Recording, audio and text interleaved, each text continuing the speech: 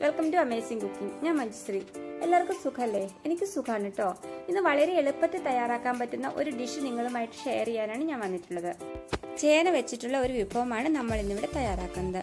ഇത് ഉണ്ടാക്കാൻ വളരെ ഈസിയാണ്, പെട്ടെന്ന് തന്നെ നമുക്ക് തയ്യാറാക്കാം. അത്ര തന്നെ ടേസ്റ്റുമാണ് ഇത് കഴിക്കാനായിട്ട്. ചൂട് ചോറിൻ്റെ കൂടത്തിലും അല്ലെങ്കിൽ ചപ്പാത്തിക്ക് സൈഡ് ഡിഷും ഒക്കെ ആയിട്ട് നമുക്ക് ഈ റെസിപ്പി യൂസ് ചെയ്യാവുന്നതാണ്. അപ്പോൾ ഇതെങ്ങനെയാണ് ഉണ്ടാക്കുന്നതെന്ന് നമുക്കൊന്ന് നോക്കാം.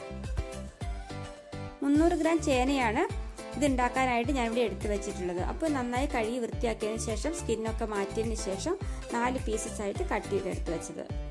ഇതിനു വേണ്ടി 1 ടീസ്പൂൺ മുളക് പൊടിയാണ് ഞാനിവിടെ എടുത്തു വെച്ചിട്ടുള്ളത്. പിന്നെ വേണ്ടത് 1/2 ടീസ്പൂൺ മഞ്ഞൾപ്പൊടി. പിന്നെ വേണ്ടത് 1 ടീസ്പൂൺ ഗരം മസാല. പിന്നെ വേണ്ടത് 1 ടീസ്പൂൺ ജിഞ്ചർ ഗാർലിക് പേസ്റ്റ്. പിന്നെ വേണ്ടത് 1 ടീസ്പൂൺ പെരിഞ്ജീരകം. ഈ റെസിപ്പിയിലുള്ള മെയിൻ ഇൻഗ്രീഡിയൻ്റ് ആണ് പെരിഞ്ജീരകം. എന്നാലാണ് നല്ല ടേസ്റ്റ് കിട്ടുകയുള്ളൂ. നമുക്ക് നല്ല പൗഡറായിട്ട് പൊടിച്ചെടുക്കാം.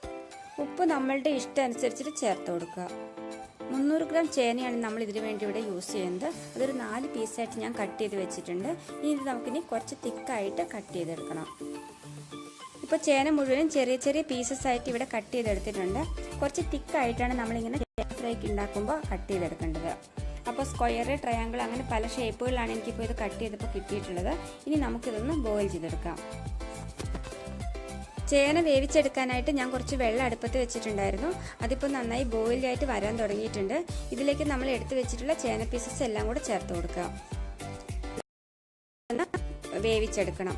ഒരുപാട് സമയം വേവിച്ച് ഇത് കുഴഞ്ഞു പോകാൻ പാടില്ല. മാക്സിമം ഒരു 3 മിനിറ്റ് സമയം മാത്രമാണ് ഇത് വേവാനായിട്ട് ആവശ്യമുള്ളൂ. ഒന്ന് ചെറുതായിട്ടൊന്ന് സോഫ്റ്റ് ആയിട്ട് വന്നാൽ മതി. അപ്പോൾ നമുക്കതൊന്ന് അടിച്ചു വെച്ചേക്കാം. എടുത്തു വെച്ചിട്ടുള്ള ബൗളിലേക്ക് നമ്മൾ ഓൾറെഡി തയ്യാറാക്കി വെച്ചിട്ടുള്ള വാട്ടർ സ്ട്രെയിൻ ചെയ്തെടുത്തിട്ടുള്ള ചേന കഷ്ണങ്ങൾ ചേർത്ത് കൊടുക്കാം. ഇതിലേക്ക് ഇതിനാവശ്യമായിട്ടുള്ള ഉപ്പ് ചേർത്ത് കൊടുക്കാം. 1 ടീസ്പൂൺ ജിഞ്ചർ ഗാർലിക് പേസ്റ്റ് ഇവിടെ എടുത്തിട്ടുണ്ട്, അത് ചേർത്ത് കൊടുക്കാം. എന്നിട്ട് 1/2 ടീസ്പൂൺ മഞ്ഞൾപ്പൊടി എടുത്ത് വെച്ചിട്ട് ചേർത്ത് കൊടുക്കാം.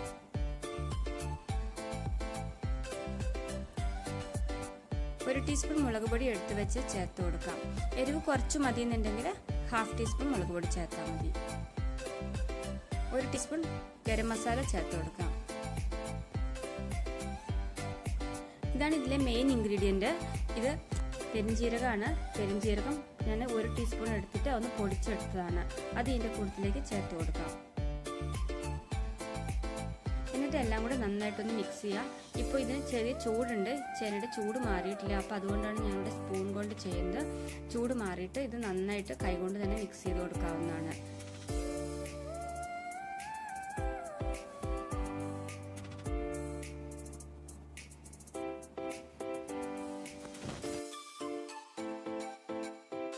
ഇപ്പോൾ ഒരു 15 മിനിറ്റോളം സമയമായിട്ടുണ്ട്. ഈ ചേന കഷ്ണങ്ങളിലേക്കൊക്കെ മസാല ഒക്കെ നന്നായിട്ട് പിടിച്ചിട്ടുണ്ട്. അതിൻ്റെ കൂടെ ഞാൻ 1 ടീസ്പൂൺ വെളിച്ചെണ്ണ കൂടെ ചേർത്ത് കൊടുത്തിട്ടുണ്ടായിരുന്നു. അത് പക്ഷേ വീഡിയോ എടുക്കാൻ പറ്റിയില്ല. അപ്പോൾ നിങ്ങൾ ചെയ്യുമ്പോൾ ഈ സ്റ്റെപ്പ് എന്താണെങ്കിലും മിസ്സാകാതെ ചെയ്യണം. അപ്പോൾ ഇനി ഇതെങ്ങനെയാണ് ഫ്രൈ ചെയ്യുന്നതെന്ന് നോക്കാം. അടുപ്പത്തുള്ള പാൻ ഇപ്പോൾ നന്നായി ചൂടായിട്ടുണ്ട്. ഓയിൽ ചേർത്ത് കൊടുക്കാം. എണ്ണ ഇപ്പോൾ നന്നായി ചൂടായി വന്നിട്ടുണ്ട്. ഇതിലേക്ക് നമ്മൾ തയ്യാറാക്കി വെച്ചിട്ടുള്ള ചേന കഷ്ണങ്ങൾ ഓരോന്നായിട്ട് ചേർത്ത് കൊടുക്കുകയാണ്. വെളിച്ചെണ്ണയാണ് ഞാനിപ്പോൾ ഇവിടെ യൂസ് ചെയ്യുന്നത്. ഇത് വെളിച്ചെണ്ണയിൽ ഉണ്ടാക്കുമ്പോഴാണ് അതിൻ്റെ ഒരു നല്ല ടേസ്റ്റ് കിട്ടുകയുള്ളൂ. ഏതെണ്ണ വേണമെങ്കിലും നമുക്ക് യൂസ് ചെയ്യാം, പക്ഷേ കൂടുതൽ ടേസ്റ്റ് എപ്പോഴും വെളിച്ചെണ്ണയിൽ ഉണ്ടാക്കുന്നത് തന്നെയായിരിക്കും.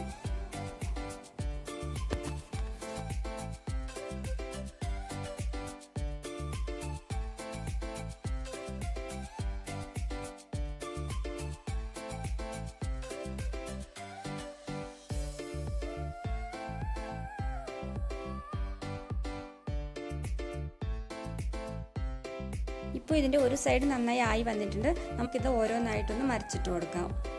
ഇങ്ങനെ ഫ്ലെയിം ഒരു മീഡിയത്തിൽ വെച്ചിട്ട് ഇത് ഓരോന്നായിട്ട് ഇങ്ങനെ മറിച്ചിട്ട് കൊടുക്കുക. അങ്ങനെ 2 സൈഡും ഇത് നന്നായിട്ടൊന്ന് മുരിച്ചെടുക്കാം. ഇത് ഒരുപാട് മുരിഞ്ഞ് അങ്ങനെ ഹാർഡായി പോകും, അങ്ങനെ പാടില്ല. ഒരു മീഡിയത്തിൽ ഒരു മീഡിയം ക്രിസ്പ്നെസ് ഉണ്ടെങ്കിലാണ് നല്ലൊരു ടേസ്റ്റ് കിട്ടുള്ളൂ. ഇപ്പോൾ ഇത് നന്നായിട്ടുണ്ട്, നല്ല പാകമായിട്ടുണ്ട്, സോഫ്റ്റ് ആയിട്ടുണ്ട്. അത് ഒരുപാട് നേരം എണ്ണയിൽ കിടന്നാൽ അത് വല്ലാതെ ഹാർഡായി പോകും. അപ്പോൾ അത്ര വന്നു കഴിഞ്ഞാൽ നമുക്കതിന് കറക്റ്റ് ടേസ്റ്റ് കിട്ടില്ല. അപ്പോൾ ഈ സമയത്ത് തന്നെ നമുക്കിത് എണ്ണയിൽ നിന്ന് വാങ്ങിയെടുക്കാം. അപ്പോൾ ഒരു ടിഷ്യൂ പേപ്പറിലേക്ക് ഞാനിത് മാറ്റിയെടുക്കുകയാണ്. ഇതേ രീതിയിൽ ബാക്കിയുള്ള ചേന കഷ്ണങ്ങൾ കൂടി നമുക്ക് ഫ്രൈ ചെയ്തെടുക്കാം.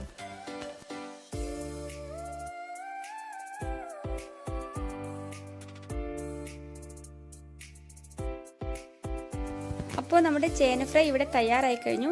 വളരെ ടേസ്റ്റിയായ പെട്ടെന്ന് ഉണ്ടാക്കാൻ പറ്റുന്ന ഈ റെസിപ്പി നിങ്ങൾ എല്ലാവരും വീട്ടിൽ ട്രൈ ചെയ്ത് നോക്കണം.